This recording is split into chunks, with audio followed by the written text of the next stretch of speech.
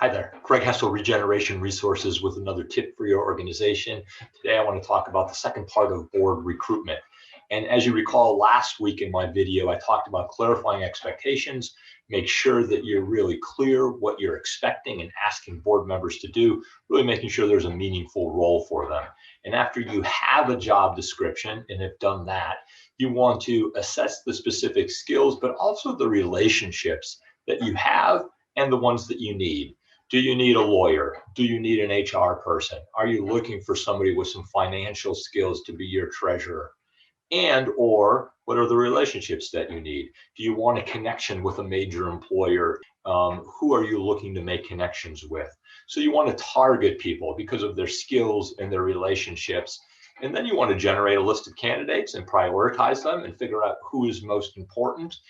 And then make asks via a thoughtful and professional process. I mean, at its worst, I've seen desperate organizations invite people to board meetings and then vote on them at that meeting. You don't want to do that. That's not professional. What I recommend is if people express an interest, find a time to get together with them over a cup of coffee and really talk about what the board needs, what they can bring, what it's like to be on the board, what the expectations are, and mutually assess whether it's a good fit or not. And you're assessing them, but they're also assessing you. And then finally, and this is where I think a lot of organizations really drop the ball, is make sure that within a few months of people joining the board, you've conducted a really good board orientation.